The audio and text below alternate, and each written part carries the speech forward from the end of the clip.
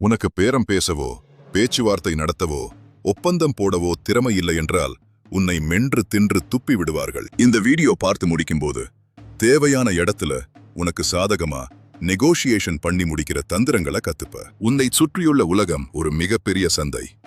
இங்கே ஒவ்வொரு வினாடியும் ஒரு போர் நடந்து கொண்டிருக்கிறது. இங்கே எல்லாருமே ஏதோ ஒன்றை விற்கிறார்கள் அல்லது ஏதோ ஒன்றை அடையத் துடிக்கிறார்கள். ஆனால் இந்த உலகின் ஆழமான ரகசியம் ஒன்றை சொல்லட்டுமா? பெரும்பாலான ஒப்பந்தங்கள் வெறும் பேச்சினால் முடிவாவதில்லை, அவை அதிகாரத்தினால் மட்டுமே முடிவாகின்றன. நீ ஒரு பிசினஸ் பார்ட்னர்ஷிப் தேடிக் கொண்டிருக்கலாம் அல்லது ஒரு டீலை முடிக்க போராடி கொண்டிருக்கலாம்.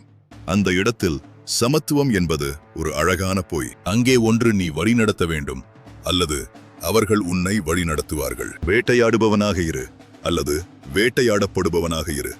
இடையில் நிற்பதற்கு இங்கே இடமே இல்லை. சாதாரண மனிதர்கள் சமரசத்தை தேடி அலைவார்கள். எனக்கும் கொஞ்சம் லாபம், உனக்கும் கொஞ்சம் லாபம் என்று பிச்சை கேட்பார்கள். ஆனால் ஒரு வாரியர் வெற்றியை மட்டுமே தேடுவான். 2000 ஆண்டுகளுக்கு முன்பே ஒரு சாதாரண தெருவோரச் சிறுவனை அகண்ட பாரதத்தின் சக்கரவர்த்தியாக்க சாணக்கியன் பயன்படுத்திய அதே ராஜதந்திரங்கள் இன்று உன் போர்ட்ரூம் மீட்டிங்கிற்கும் உன் வாழ்க்கை போராட்டத்திற்கும் அப்படியே பொருந்தும். இன்று நீ கற்றுக்கொள்ளப் போவது வெறும் பேச்சுவார்த்தை அல்ல, மற்றவர்களை உனக்கு கீழ் கொண்டு வரும் கட்டளையிடும் கலை. இந்த வீடியோவை பார்க்கிற ஆயிரக்கணக்கான பேர்ல நீயும் ஒரு வேடிக்கை பார்க்கிறவனா மட்டும் இருக்காது. உன் வாழ்க்கையிலையும் நீ நேசிக்கிறவங்க வாழ்க்கையிலையும் மாற்றம் வரணும்னா இப்போவே இந்த வீடியோவை ஷேர் பண்ண. நம்ம எல்லாரும் சேர்ந்து இந்த எரிவான் வாரியர் ஸ்குவாடை உருவாக்குவோம்.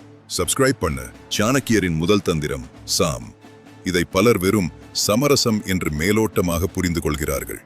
அது மிகப்பெரிய தவறு. இது ஒரு சைக்கலாஜிக்கல் ட்ராப். இணக்கம், அப்ரோச்சபிள் or diplomacy. முதல்ல அவங்களோட வைப்க்கு ஏத்த மாதிரி பேசி அவங்க மனசுல ஒரு நம்பிக்கையை உருவாக்குறது. அவங்க சொல்றத கேட்டுக்கிட்டே அவங்க ரகசியத்தை தெரிஞ்சுக்கிறது தான் இந்த தந்திரம். ஒரு வேட்டைக்காரன் வலையை விரிக்கும் போது சத்தம் போடுவதில்லை, அவன் மூச்சு காற்றை கூட அடக்கி வைத்து காத்திருப்பான். அதே போல ஒரு பார்ட்னர்ஷிப் உள்ள நுழையும் போது உன் முதல் ஆயுதம் உன் அமைதி. ஒரு அடர்ந்த காட்டில் சிங்கம் கர்ஜிக்கும் போது மற்ற மிருகங்கள் பயந்து ஓடும். ஆனால் அதே சிங்கம் பதுங்கும் போதுதான் அந்த காடே ஒரு பயங்கரமான மௌனத்தில் உறையும். அந்த மௌனம்தான் அதிகாரம். எதிராளியை பேசவிடு. அவர்கள் எதை மறைக்கிறார்கள் என்பதை விட எதை அதிகம் வெளிப்படுத்துகிறார்கள் என்பதை கவனி. அவர்கள் பலவீனத்தை நீ கண்டறியும் வரை உன்னை ஒரு புரியாத மர்மமாகவே வைத்திரு. உன் பலத்தை நீயே சொல்லிக் கொண்டிருக்காதே, அவர்கள் அதை உன்னை பார்த்து உணர வேண்டும். உன் ஆழ்மனதில் இருக்கும் அந்த ராஜதந்திரியை வெளியே கொண்டு வா. இப்போதே கண்ணாடியின் முன்னாடி போய் நில். உன் முகத்தில் அந்த உறுதி இருக்கிறதா? உன் கண்களில் எதிராளியை ஊடுருவி பார்க்கும் அந்த தீட்சண்யம் தெரிகிறதா? இல்லை என்றால் நீ பேசத் தொடங்குவதற்கு முன்பே தோற்கத் தொடங்கிவிட்டாய் என்று அர்த்தம். ஒரு அல்பா ஆணின் அடையாளம் அவன் பேசும் வார்த்தைகளில் இல்லை, அவன் நிலை கொள்ளும் அமைதியில் இருக்கிறது. அடுத்தது தான். இது the anchor of value, incentive or magnetism. நம்ம கிட்ட வந்தா அவங்களுக்கு என்ன லாபம்னு ஒரு தூண்டில் போடுறது, அவங்களா நம்ம கிட்ட வர மாதிரி பண்றது. ஒரு சிலந்தி எப்படி தன் வலையை பின்னுகிறது என்று கவனித்திருக்கிறாயா? அது பூச்சிகளை வலுக்கட்டாயமாக இழுப்பதில்லை. பூச்சிகள் தானாகவே வந்து அந்த வலையில் விழும் அளவுக்கு ஒரு அழகான ஈர்ப்பை உருவாக்குகிறது. ஒரு பார்ட்னர் உன்னோடு இணைய வேண்டும் என்றால் உன்னால் அவர்களுக்கு என்ன லாபம் என்பது ஒரு பளபளக்கும் தூண்டில் போல தெரிய வேண்டும். அவர்கள் பேராசையை உனக்கு சாதகமாக பயன்படுத்து. ஆனால் இங்கேதான் ஒரு அல்பா தந்திரம் ஒளிந்திருக்கிறது. நீ அவர்களுக்கு கொடுக்கும் மதிப்பு உன்னை பலவீனப்படுத்தக்கூடாது. மாறாக அது உன்னை அவர்களின் நிழலாக மாற்ற வேண்டும். நான் இல்லாமல் உன்னால் இதை செய்ய முடியாது அப்படின்னு பண்றது. அவர்கள் மனதில் ஒரு ஆழமான விஷ விதையாக விதைப்பதுதான் உண்மையான தான். நீ அவர்களுக்கு தரும் மதிப்பு மிக அதிகம் என்று அவர்கள் நம்ப வேண்டும். அந்த நம்பிக்கைதான் அவர்களை உன் காலடியில் கட்டி போடும் சங்கிலி. அந்த சங்கிலியை அவர்கள் அன்போடு ஏற்றுக்கொள்ளும்படி செய். ஒரு போர்வீரன் தன் வாளை எப்போதும் உரையில் வைத்திருப்பான், ஆனால் தேவைப்படும் போது அது மின்னல் வேகத்தில் வெளியே வரும். அதே போலத்தான் உன் வார்த்தைகளும். அளவுக்கு அதிகமாக பேசாதே, வார்த்தைகளை சிதறவிடாதே. உன் ஒவ்வொரு வார்த்தையும் ஒரு துல்லியமான அம்பை போல இருக்க வேண்டும். குறி தப்பக்கூடாது. எதிராளியின் ஈகோ எங்கே இருக்கிறது என்று கவனி.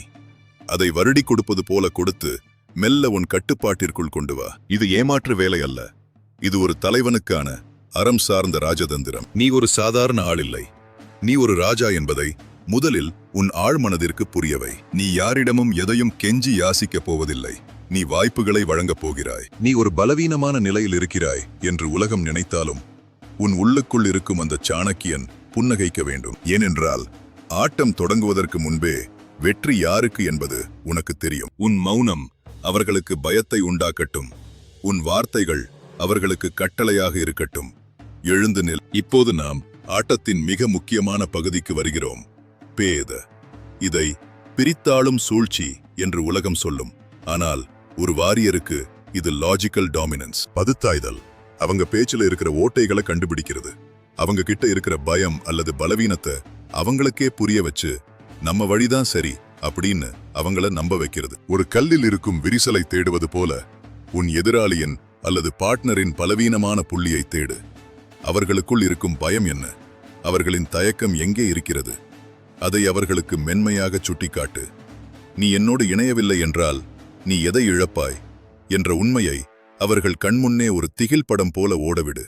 அவர்களுக்கு உன்னை தவிர வேறு வழியே இல்லை என்ற நிலையை உருவாக்குவதுதான் ஒரு மாஸ்டர் நெகோஷியேட்டரின் வேலை. ஒரு காட்டில் 2 புலிகள் ஒன்றாக இருந்தால் வேட்டையாடுவது கடினம். ஆனால் அந்த 2 புலிகளுக்கும் இடையே ஒரு சந்தேகத்தை விதைத்துவிட்டால் காடு வேட்டைக்காரனுக்கு சொந்தமாகிவிடும்.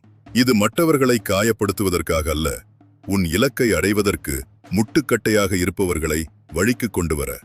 நீ அவர்களுக்கு போட்டியாளன் அல்ல, நீ அவர்களின் ஒரே தீர்வு என்பதை அவர்கள் உணரும் தருணம் அதிகாரம் உன் கைக்கு மாறும். கண்ணாடியை பார். உனக்குள் அந்த துணிச்சல் இருக்கிறதா? ஒருவருடைய கண்ணை பார்த்து உன் கணக்கு தப்பு, என் வழிதான் சரி என்று சொல்லும் தைரியம் உனக்கு இருக்கிறதா? இல்லை என்றால் நீ இன்னும் ஒரு சாதாரண மனிதனாகவே இருக்கிறாய். ஒரு அல்பா ஆண் கசப்பான உண்மையை முகத்தில் அடித்தார் போலச் சொல்வான். ஆனால் அதை ஒரு கலையாகச் செய்வான். இறுதியாக சாணக்கியரின் மிக வீரியமான தந்திரம் தண்ட. இதை தண்டனை என்று மட்டும் பார்க்காதே. இது the power to walk away. அதிகாரம், authority or boundaries. இதுதான் என்னோட ரூல்ஸ். இதுக்கு சம்மதம்னா இரு, இல்லன்னா கிளம்பு அப்படின்னு walk away பவரை காட்டுறது. நம்ம கெத்த விட்டு கொடுக்காம நம்ம எல்லைகளை தெளிவா புரிய வைக்கிறது. ஒரு ஒப்பந்தத்தில் உனக்கு மரியாதை இல்லை என்றாலோ அல்லது உன் நிபந்தனைகள் ஏற்கப்படவில்லை என்றாலோ அந்த இடத்தை விட்டு அப்படியே எழுந்து செல்லும் தைரியம்தான் தண்ட. எனக்கு நீ தேவையில்லை, உனக்குத்தான் நான் தேவை என்று சொல்லாமல் சொல்வதுதான் இது. ஒரு வேட்டைக்காரன் கையில் இருக்கும் வில்லில் அம்பு தொடுக்கப்பட்டிருக்கலாம். ஆனால் அவன் அதை எய்தால் மட்டும் போதாது, எய்யத் தயாராக இருக்கிறான் என்ற பயமே எதிரியை அடிபணிய வைக்கும். உன்னுடைய அத்தாரிட்டி என்பது நீ காட்டும் கோபத்தில் இல்லை, நீ வைத்திருக்கும் எல்லைகளில் இருக்கிறது.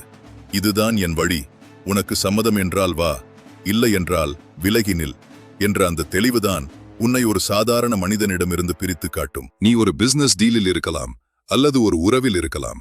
அங்கே உன்னை அவர்கள் டேக் இட் ஃபார் கிராண்டட் ஆக எடுக்க அனுமதிக்காதே. உன் மதிப்பு உனக்கு தெரிய வேண்டும். நீ ஒரு ராஜநாகம் போல.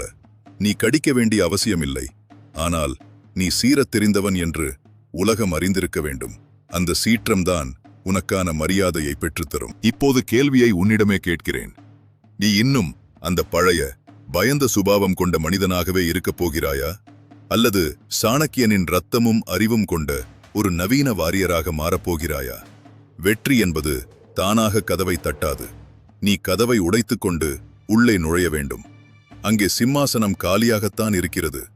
ஆனால் அதில் அமரும் தகுதி யாருக்கு இருக்கிறது என்பதை உன் செயல்கள்தான் தீர்மானிக்கும். இந்த உலகம் பலவீனமானவர்களைக் கண்டு பரிதாபப்படும். ஆனால் வலிமையானவர்களைக் கண்டு அஞ்சும். நீ பரிதாபத்தை எதிர்பார்க்கிறாயா அல்லது அதிகாரத்தை எதிர்பார்க்கிறாயா? உனக்குள் இருக்கும் அந்த ஆல்பா மிருகத்தை வெளியே விடு. அது பசியோடு இருக்கிறது. அந்த பசிதான் உன்னை அடுத்த கட்டத்திற்கு நகர்த்தும். இனிவரும் காலங்களில் நீ ஒரு பார்ட்னர்ஷிப்பிற்குள் நுழையும் போது அங்கே பேச்சுவார்த்தை நடக்கக்கூடாது. அங்கே உன் நிபந்தனைகள் மட்டுமே எதிரொலிக்க வேண்டும். சாதாரண மனிதர்கள் வரலாற்றை படிப்பார்கள். ஆனால் உன்னை போன்ற வாரியர்கள் வரலாற்றை படைப்பார்கள். நீ ஒரு தலைவன், நீ ஒரு சாதனையாளன், நீ ஒரு அறிவோன் வாரியர். இதை உன் இரத்தத்தின் ஒவ்வொரு அணுவிலும் ஏத்திக்கொள். உன் நடை, உடை, பாவனை அனைத்திலும் அந்த சாணக்கியத்தனம் இருக்கட்டும். எவன் உன்னை தடுத்தாலும், எவன் உன்னை ஏளனம் செய்தாலும் உன் இலக்கில் மட்டும் கண்ணாயிரு. காலமும் நேரமும் உனக்காக காத்து கொண்டிருக்கிறது. இந்த கருத்து உனக்குள்ள ஒரு நெருப்பை உண்டாக்கியிருந்தா இப்போவே கமெண்ட்ல சாணக்கியா அப்படின்னு டைப் பண்ணு. நீ ஒரு சாதாரண ஆள் இல்ல, ஒரு தலைவன்னு உலகுக்கு காட்டு. உன் கமெண்ட் தான் நீ இந்த வாரியர் ஸ்குவாடில் இணைந்ததற்கான அத்தாட்சி. எழுந்து நில், சாதிக்க புறப்படு.